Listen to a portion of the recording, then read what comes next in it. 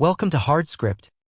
Support the channel by liking, commenting, and subscribing. I promise even more interesting stories. She stopped kissing me in the mornings.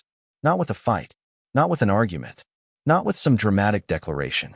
Just one day, it didn't happen. No more soft touch on the shoulder. No leaning in on the way out the door. Just silence and movement, like two strangers brushing past each other in a hallway. At first, I told myself it was stress, work, hormones, fatigue. Then I told myself it was temporary. Then I stopped telling myself anything at all. Because the moment you start explaining someone else's distance to yourself, the moment you begin justifying absence, you've already been left. She didn't notice when I started waking up earlier. Didn't ask why my gym bag stayed in the car. Didn't notice I stopped texting midday. And I didn't give her a reason to. Because that's what distance looks like. Not a door slamming, but a door slowly left ajar until one day you realize it's wide open and nobody's inside. The silence became louder than her voice. Dinners turned into background noise. One fork clink, one sigh, and 1,000 miles between us across the table. She scrolled. I ate. She answered emails. I stared at my plate.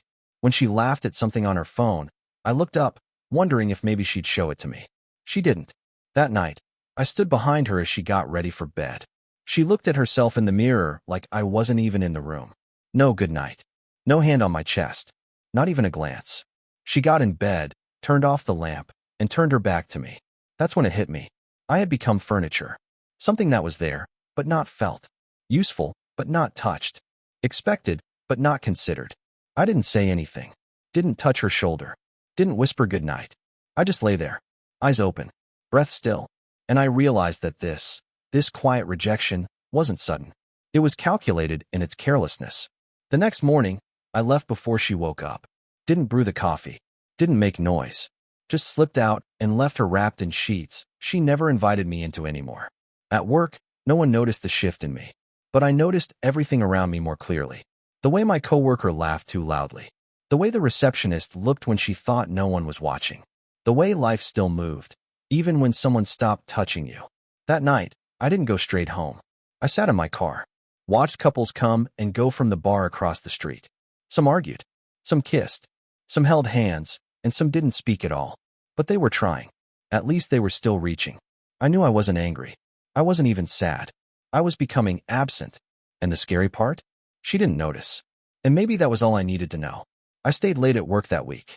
Not because I had to, but because there was no reason not to. No one was waiting on the other side of the door. No dinner. No warmth. Just her glow from the TV and her legs curled under a blanket she used to share with me. One night, after everyone else had gone, I lingered in the break room, staring into a vending machine I didn't want anything from. That's when Anthony, one of the junior project leads, walked in. He was younger, quick, loud in meetings. But this time his voice dropped. She's checked out, huh? He said. I turned my head, not answering. He shrugged. Saw you guys at the company retreat last month. She looked right through you. The words didn't sting. They clarified. People noticed. People always do. You just hope they won't say it out loud. Anthony didn't mean anything by it. He wasn't cruel. But hearing someone name what you've been denying, that hits different. I went home that night with a stillness in my chest. Not anger, just confirmation. She greeted me with a glance, nothing more. No curiosity in where I'd been. No concern. No questions.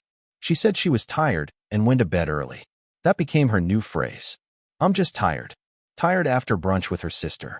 Tired after sitting on the couch all day. Tired of what? Breathing near me? I stopped asking. One night, I heard her talking to someone in the kitchen. Soft, whispering tones. I thought maybe it was her sister. But it wasn't. A man's name slipped into the conversation. I recognized it. Her coworker from HR. I stood still in the hallway, out of sight, listening as she talked about how space had made her think differently. She didn't mention me by name. She didn't have to. That weekend, I said I was heading out of town for a client meeting. She barely looked up from her phone. Cool. Let me know if you need anything. Need anything? What I needed was gone. I didn't pack much. Just enough to make the lie believable. Drove out of the city and stayed at a cheap motel on the edge of nowhere. I needed to feel invisible. And for the first time in months, I slept. No weight pressing down on my chest. No pretending to breathe quietly so I wouldn't disturb someone who didn't care if I existed. In the morning, I looked at myself in the mirror. I didn't look broken. I looked quiet. And in that quiet, something clicked. She wasn't going to say it. She wasn't going to admit she'd left me without leaving. But I didn't need her words anymore. The silence was enough. I drove back Sunday night and sat outside the apartment for almost an hour. The lights were off. She wasn't home. I didn't call. I didn't wait. I just unlocked the door, walked in, and stood in the middle of our living room. Something in me had changed. Not all at once, but enough to know. I was never coming back in the way I used to. The apartment had changed. Not in ways she would notice. But I did. A second coffee mug left out, not mine. A scent in the hallway that didn't match anything we owned. And her laptop, carelessly left open. That night, while she showered, I walked past it once, then twice. I didn't touch anything. Didn't snoop. I just stood near the door, listening. And I heard the shower stop. But the water didn't turn off. She was sitting on the floor. That was her habit when she needed to think or hide. And I knew, in that moment, whatever we were was done. But endings don't always announce themselves. They just settle in quietly. Like dust. I started watching. Not confronting. Just observing. One night, I saw her phone light up at 1:12 a.m. The same name 3 times. I remembered it. Ben. Coworker from HR. The one she said was harmless. The one who always talks too much. But now he was texting her in the dark, and she wasn't asleep. She turned away from me in bed, the phone pressed close to her face. I didn't say a word. In the morning, I checked our shared credit card. Lunch charges at places I'd never been. 2 glasses always ordered. A bar tab at 4 p.m. on a Tuesday.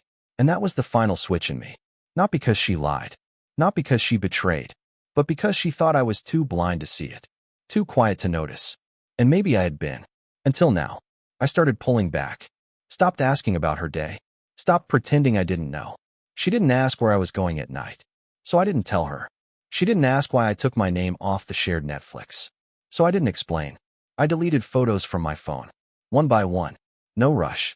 Just removal. A quiet erasure of shared illusions. She didn't notice. I started carrying a duffel bag in my car. Kept spare clothes in my office. Paid off my half of the rent 6 months ahead. And then stopped contributing to the joint account. Still, she didn't ask.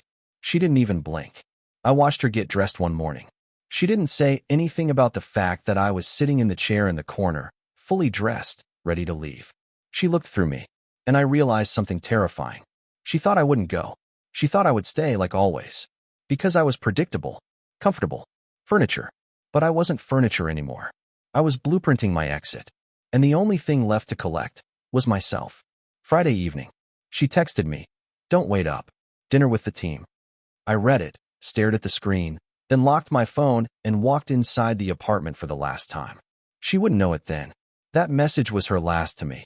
And she didn't even mean it that way. The air felt stale. Not sad. Not tense. Just final. I didn't pack a suitcase. That would have been too loud. Instead, I took only what couldn't be replaced. Documents, hard drives, passwords, my grandfather's watch. Clothes stayed. Furniture stayed. Even my shoes by the door stayed. I didn't want her to notice right away. I wanted her to feel the delay. The missing without knowing. I walked through each room like a stranger. No anger. No heartbreak. Just silence. When I closed the closet, I noticed a box on the top shelf. Old photos, birthday cards, keepsakes. I didn't touch it. She could keep the memories. I was taking reality. Before I left, I did one last thing. I disabled the joint account. Not closed, just locked. I knew she wouldn't check until Monday. She never checked anything unless it screamed. And I never screamed. I left my key on the table, took hers from my key ring, and kept it in my pocket. The door clicked shut behind me with the kind of softness that doesn't echo, but lingers. I turned my phone off and dropped the SIM card in a street bin 3 blocks away. I didn't block her. That would have been a signal. I vanished instead. Quietly. Strategically. By Saturday, I had checked into a small rental outside the city. Nothing fancy. Just clean, quiet, anonymous. Sunday passed without a text from her. She assumed I was at a friend's, maybe with family. That's how detached we'd become. She didn't even try to ask. On Monday, the call started. Blocked numbers. Unfamiliar emails. A DM from her backup account. I didn't answer. She called my office. They told her I was on leave. She called my friend Matt. He told her I'd needed space. I told him to say that. No details. No forwarding address. Just space. She sent one last email Monday night. Where are you? I read it. Didn't reply. I wanted her to feel the echo of her own silence. The kind she gave me night after night. Now it was hers. That week, I slept for the first time in months. Not just rested, slept. No tension in my chest. No anxiety in my gut. Just emptiness. Clean, deliberate emptiness. And she still didn't know how permanent this was. Because the scariest departures are the ones without doors slamming. The ones where you just stop returning. And they don't realize it until they're hugging a ghost. I never planned to get involved with her coworker.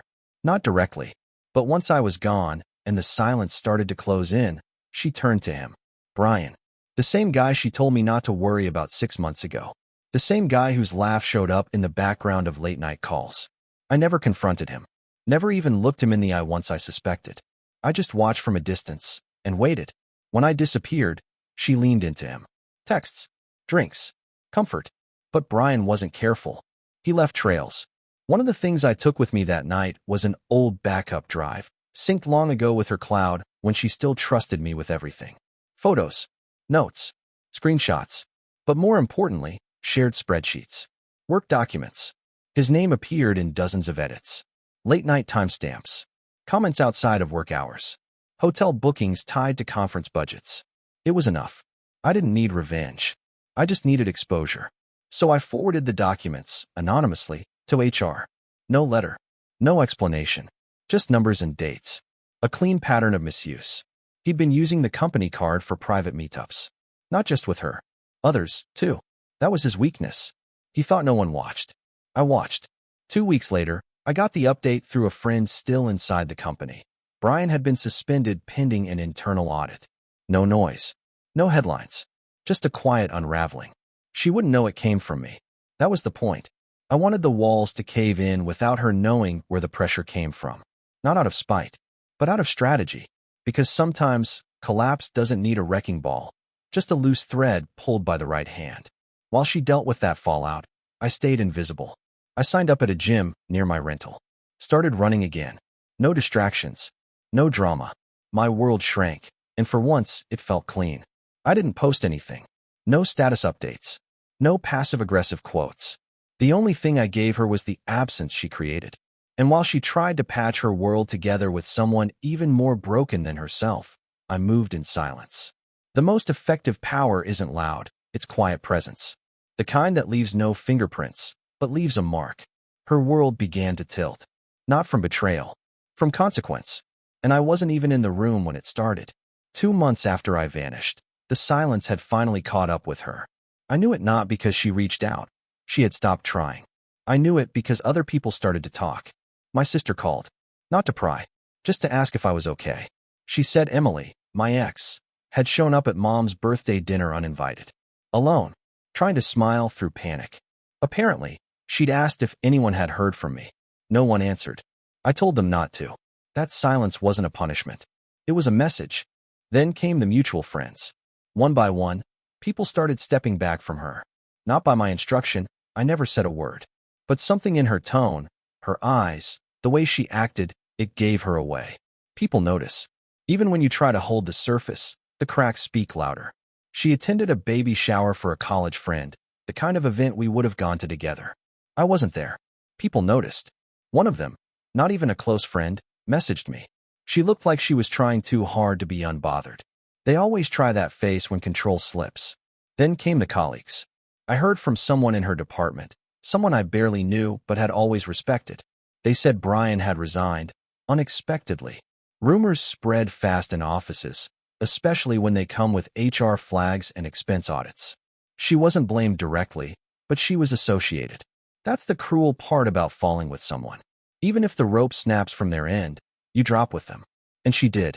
She started losing invites. Group chats went silent. The attention she used to soak in began to feel like scrutiny. One evening, she showed up at Matt's place. He told me later. She didn't ask where I was. She just sat on his porch and smoked a cigarette, something she never used to do.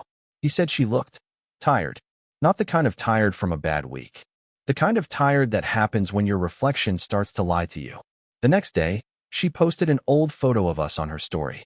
No caption, just a filtered image from a year ago, Her in my hoodie, laughing. I didn't reply. I didn't even view it. Let her think I didn't see it. Let the void do what it does best, echo back everything she poured into it. Because the real punishment is realizing no one's watching anymore. She wanted to be seen, but not like this. She thought she could move on while holding the illusion together. But illusions crumble under silence. And when the silence comes from every corner, family, friends, work, it doesn't scream. It whispers. You really thought no one would notice? By the time summer hit, her circle had thinned to shadows. No more comments under her posts. No more brunches with loud laughter. The invitations dried up, not because of anything I said, but because silence does what truth rarely can. It reveals. I never reached out. Not once. But I knew where she was. Not out of obsession, out of clarity. She moved into a smaller apartment. The one we looked at and said we'd never live in. Cold floors. No light. No view. I drove by once. Didn't stop. Didn't slow down.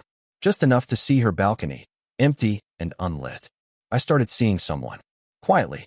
No drama. No labels. Just two people who understood the value of peace. We didn't talk about our pasts. We didn't need to. Her calm was enough. No expectations. No tension. It wasn't love, but it was clean, honest, and that was more than I'd had in years. Meanwhile, Emily was unraveling, slowly, invisibly, the kind of unraveling that doesn't happen all at once, but in layers. She reached out to Matt again, asked if he thought I'd ever talk to her. He said I was doing better than ever, healthier, focused.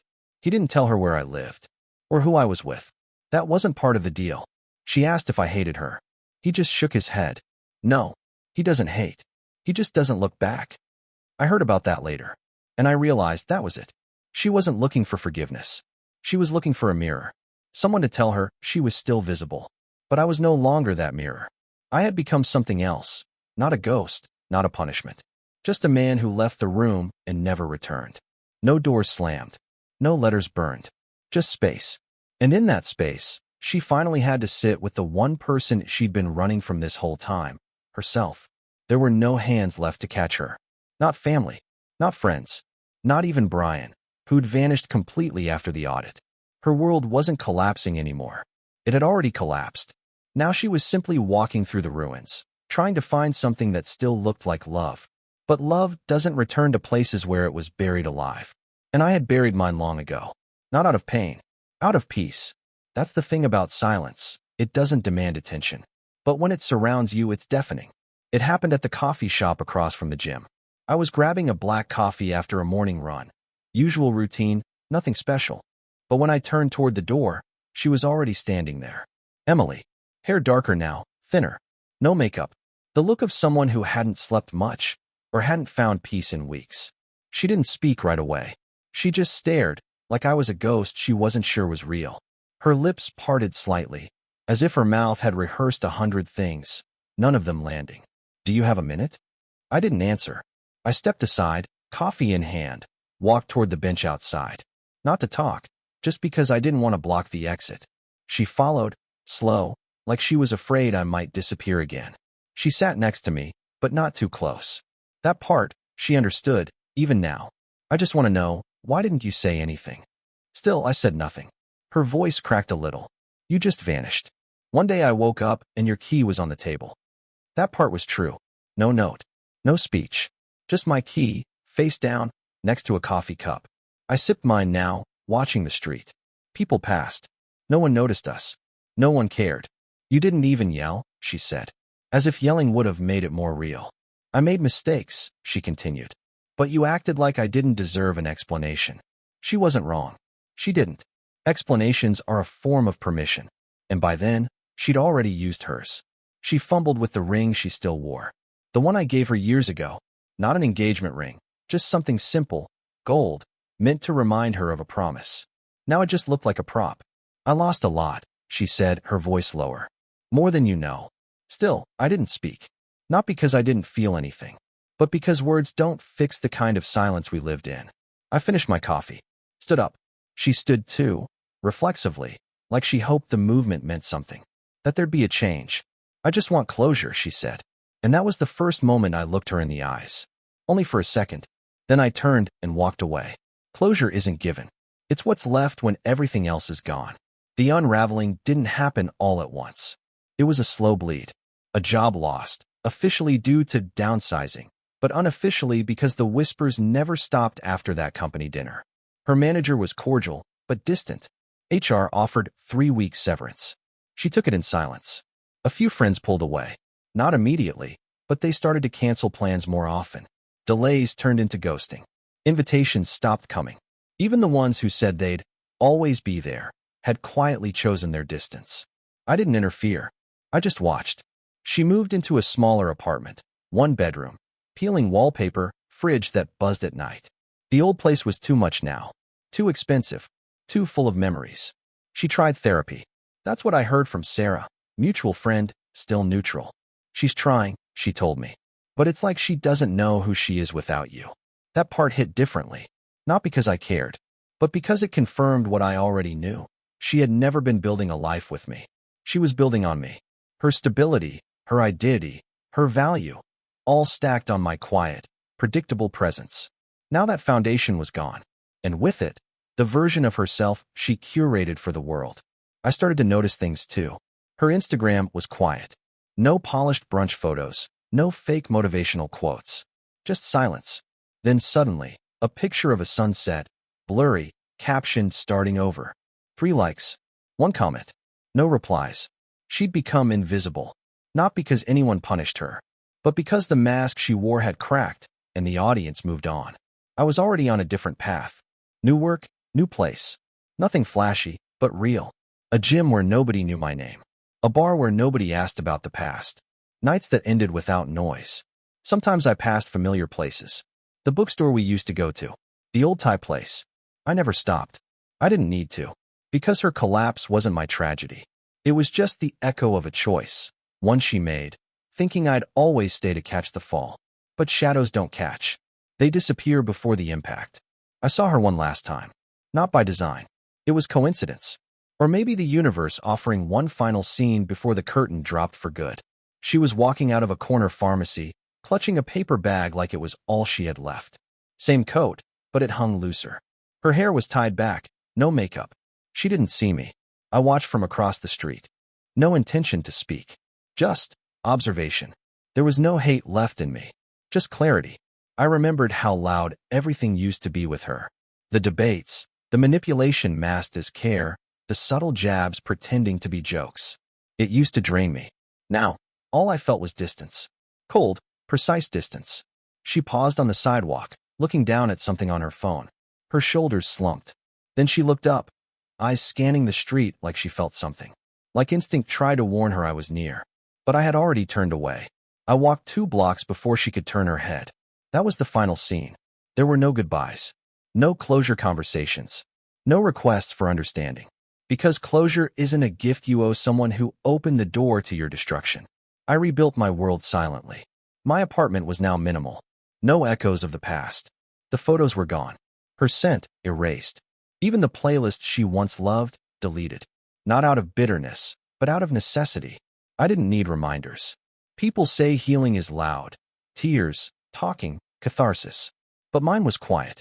Measured. Complete. Some nights I still get messages from mutuals. She's trying to move forward. She still talks about you. I read them, then archived them. Not out of cruelty. Out of respect for what I've become. Because I didn't just survive her betrayal. I transcended it. She'll keep chasing apologies in rooms I'll never enter again. And I'll keep walking forward, steady and unseen. The final moment wasn't dramatic. It was a sentence she'll never hear, but will always feel. I didn't disappear. I just stopped showing up where I wasn't respected. And in that silence, she will finally hear the weight of everything she lost. Been through it. When they crossed a line, and you made sure they felt it.